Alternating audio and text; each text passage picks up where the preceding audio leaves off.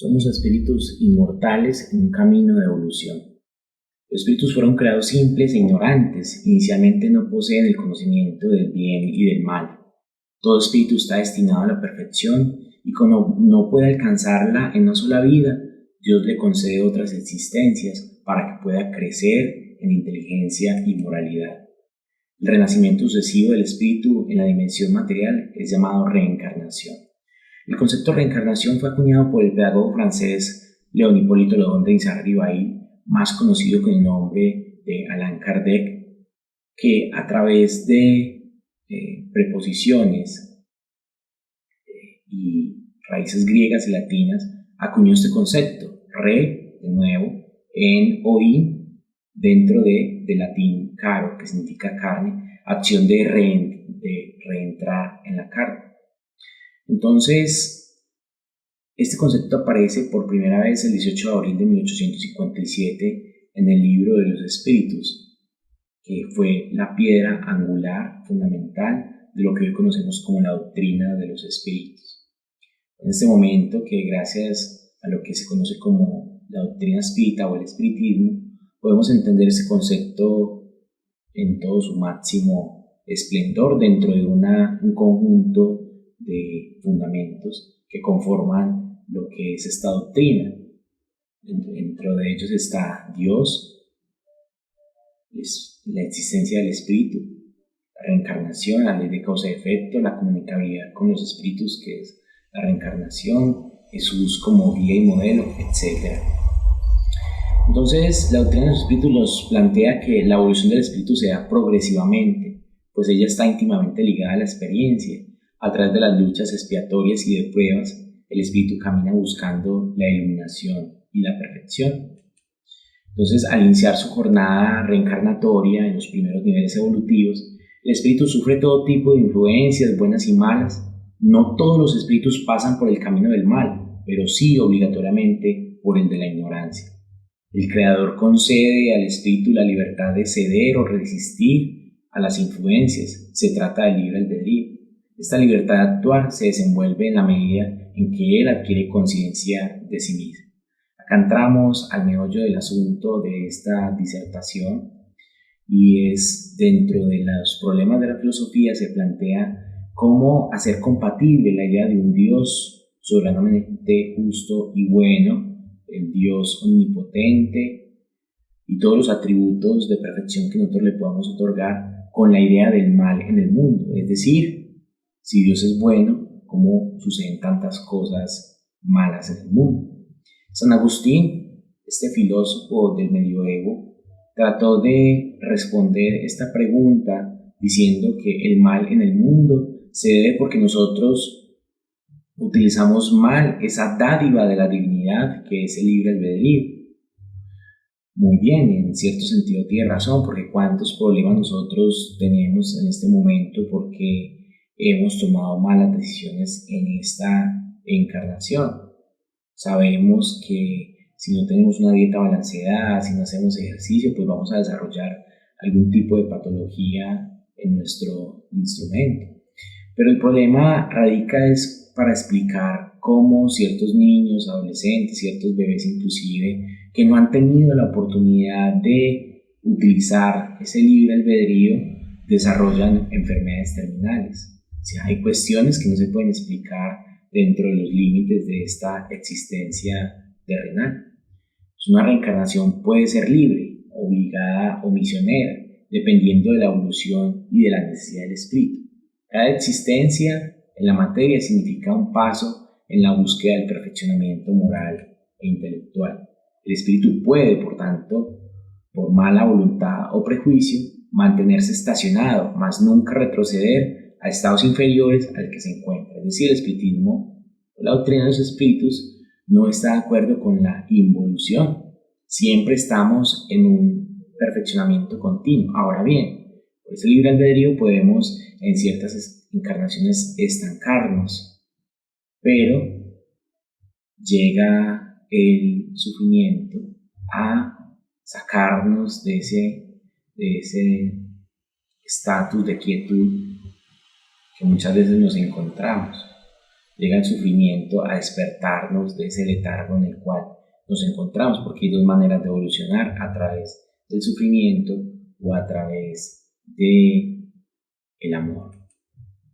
Entonces, acorde a esto, ¿cuántas encarnaciones tenemos que experimentar? Pues eso varía dependiendo pues de cada espíritu, porque muchos espíritus encarnan, aprovechan su existencia, otros por el contrario se dejan llevar por el oropel del facilismo, por el materialismo, y muchas veces esa existencia se ve desaprovechada.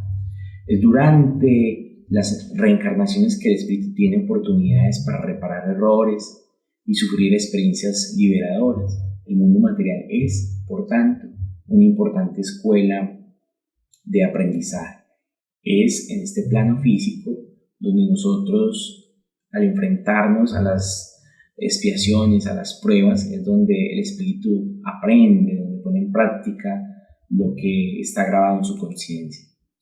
Todos los espíritus sufren las vicisitudes de la existencia corpórea, unos para expiar sus errores, otros más evolucionados para probar virtudes o para cumplir misiones.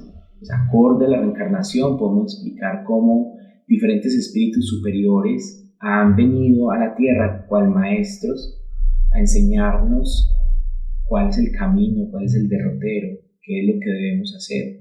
Podemos explicar la existencia de Krishna, de Buda, Gandhi, de la Madre Teresa de Calcuta, sin mencionar pues el ser más sublime que ha estado en la tierra, Jesús de Nazaret. A través de los fenómenos mediúmnicos, es decir, por nuestra calidad de espíritus, nosotros nos podemos comunicar con otros espíritus, unos de manera ostensible, otros de manera superficial. Los fenómenos mediúmnicos han existido en toda la historia de la humanidad, donde ciertos seres o ciertos medios se han comunicado con espíritus, y en todas las religiones se ha dado evidencia de estas manifestaciones. Actualmente han habido muchos experimentos con diferentes medios a nivel mundial para explicar estos casos tan extraordinarios, como el caso de Francisco Cándido Javier, que escribió más de 512 libros de diferentes espíritus. El caso de Divaldo Pereira Franco, el mayor medium y difusor de la doctrina de los espíritus actualmente en Brasil, donde ha escrito más de 400 libros de diferentes de diferentes espíritus, con una mentalidad, con un estilo literario totalmente diferente. Si esto no fuera así, porque ellos se llaman a sí mismos simplemente mensajeros, serían los seres más extraordinarios que han existido en la faz de la tierra, porque escribir tantos libros con tantos recursos literarios, con tanta información tan profunda, pues entonces sería inimaginable. Entonces, la reencarnación explica y justifica, primero, la evolución biológica y espiritual del hombre. Segundo, la sabiduría divina, hecha de justicia y bondad, cuyas leyes castiga las faltas, pero permite al criminal la propia recuperación. Es decir, gracias a la reencarnación podemos hacer compatible la bondad y justicia de Dios, porque muchas veces la justicia humana se queda corta. Muchas acciones quedan impunes, es decir, que no se hace justicia, muchas personas no van a la cárcel, no pagan sus faltas, pero a través de la reencarnación deben resarcir ante Dios todas las faltas cometidas. Y también se explica el mecanismo del cual resultan las condiciones de vivencia terrena, siempre íntimamente relacionadas con el pasado. Es decir, muchas personas que tienen que pasar por estados de pobreza, por estados de enfermedad, es porque generalmente en el pasado se han cometido múltiples errores y en este momento deben reencarnar precisamente para resarcir, para pagar, entre comillas, todas sus faltas. Entonces, toda esta corrupción que se ve en los países, especialmente de América Latina, donde prima el interés personal sobre el comunitario, es precisamente porque el ser humano, nosotros estamos habitando un planeta de expiación y prueba, que apenas recientemente salimos del seno materno. En ese proceso evolutivo todavía estamos recién salidos, entre comillas, del cascarón. Entonces apenas estamos empezando a despertar la conciencia y todos los errores que se ven en el plano físico, los errores de orgullo, de egoísmo, que son los dos grandes flagelos que azotan este plano Tierra, donde pensamos primero en nuestro bienestar y no nos importa qué pasa con nosotros. No hemos podido interiorizar ese mandamiento de amar a Dios sobre todas las cosas y al prójimo como a sí mismo. Es la imposibilidad que tenemos nosotros de ponernos en los zapatos del otro, lo que lleva tanta desigualdad social, tanta problemática de corrupción, de gente que se queda con el dinero del pueblo para su beneficio, olvidándose y poniendo a aguantar hambre a tantas personas. Es así como el espíritu comprende la causa de la desigualdad social, representada por los ricos y por los pobres, por los poderosos y por los humildes, por los enfermos y por los sanos. Entonces, según esta concepción de la reencarnación, entonces se podrían explicar muchas temáticas, como por ejemplo la pena de muerte, la eutanasia, el aborto, porque el espiritismo nos viene a decir que la muerte no cambia nada. Cada vez que cuando llega la desencarnación, lo que llamamos muerte, llega la desencarnación, pues el espíritu pasa a la dimensión espiritual sintiendo, pensando lo mismo. Es decir, está en otro mundo, el mundo sin la carne, sin el cuerpo material, pero el espíritu continúa su existencia y lo único que tiene verdadero valor es los actos, lo que se hizo bueno en esa encarnación. Entonces no estamos de acuerdo con la pena de muerte, con el aborto, ni con la eutanasia, porque Dios es el regente universal, Dios nos dio la vida y es el único que puede disponer de ella. Entonces ustedes se estarán preguntando, bueno, ¿y por qué no recordamos existencias anteriores? Y es precisamente porque no somos tan inferiores todavía, apenas estamos dando los primeros pinitos en ese despertar de la conciencia.